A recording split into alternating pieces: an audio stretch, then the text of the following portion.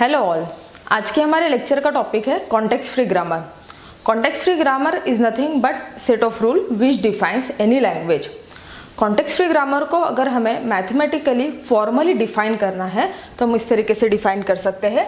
G is equals to N T P S। G मतलब grammar, यहाँ पे context free grammar can be represented with 4 tuple N T P S। हम इन सभी का meaning देखते हैं। N का मतलब है नॉन टर्मिनल्स। ये कुछ ऐसे स्ट्रिंग्स है जो यूजुअली कैपिटल लेटर से इंडिकेट किए जाते हैं वो किसी और टर्मिनल या फिर नॉन टर्मिनल को प्रोड्यूस कर सकते हैं। Next term is T। T represents terminals.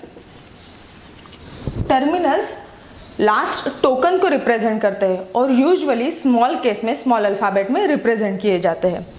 Third tuple is P, that is production.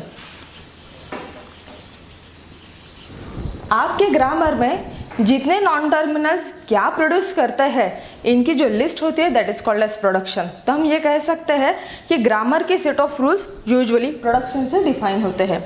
और लास्ट अल्फाबेट है S।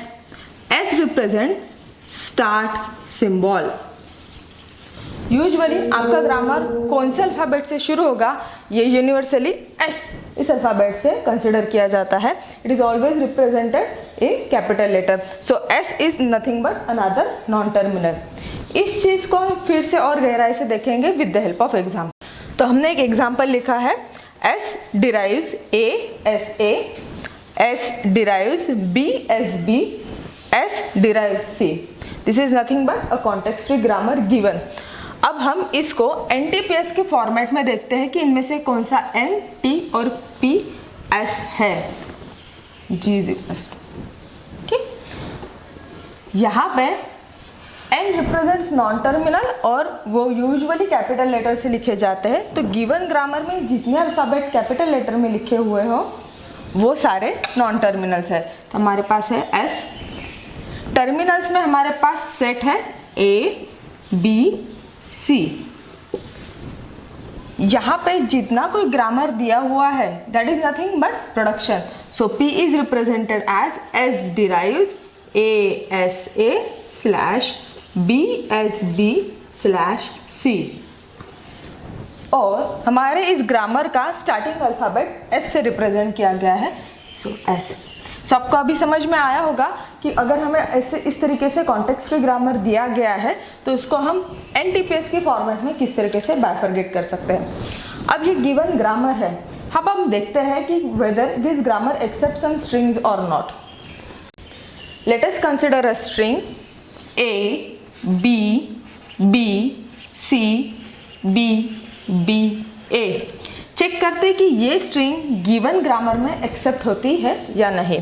So will start with production S derive A S A। तो हमने S को A S A से replace किया है। अब we can again replace this S to achieve this string. So what should be the logical next replacement for S? That should be B S B। तो हमने इस S को replace किया B S B A।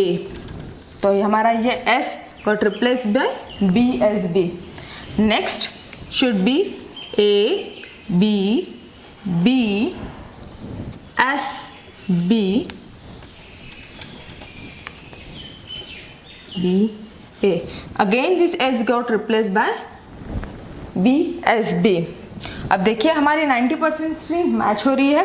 Now we must replace S to produce C। So last derivation will be A B B C B B A। हमारी ये string इस given grammar ने accept की है।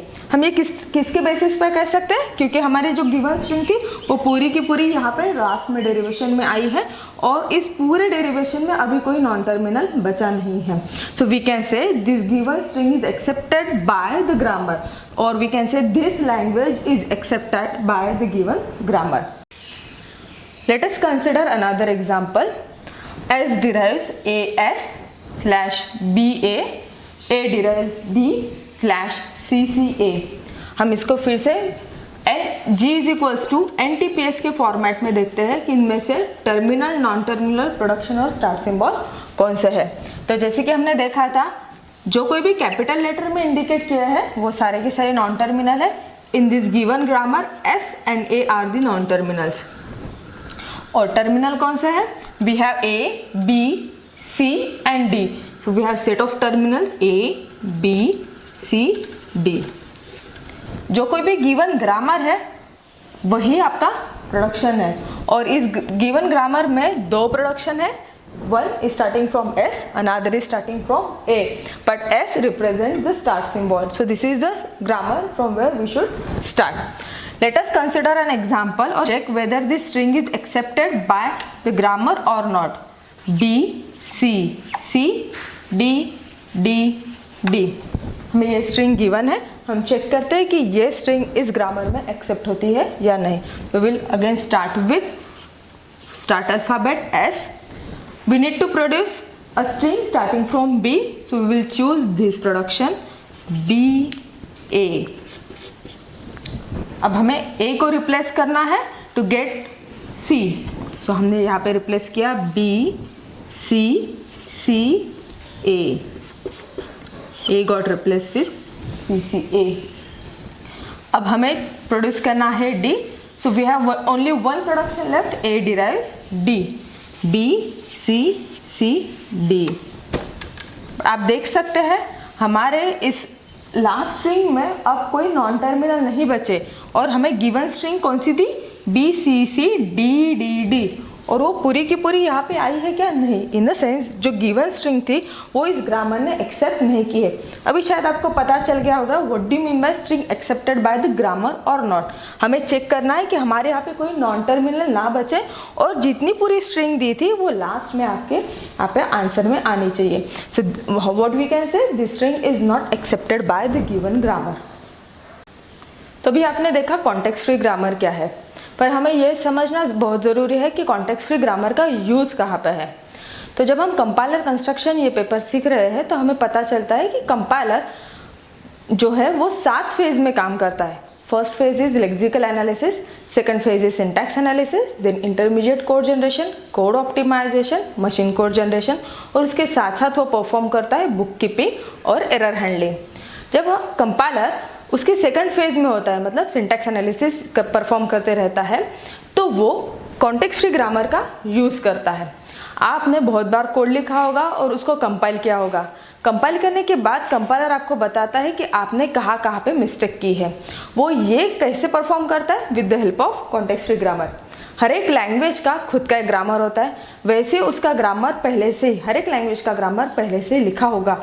आपने जो कोड लिखा है वो उसके ग्रामर के अगेंस्ट चेक होता है और फिर वो इजीली आपको बताता है कि आपने कहाँ पे मिस्टेक की है। लाइक ओपनिंग कर्ली ब्रैकेट दी है पर उसकी रिस्पेक्टिव क्लोजिंग कर्ली ब्रैकेट दी है क्या, स्टेटमेंट को प्रॉपरली टर्मिनेट किया है क्या।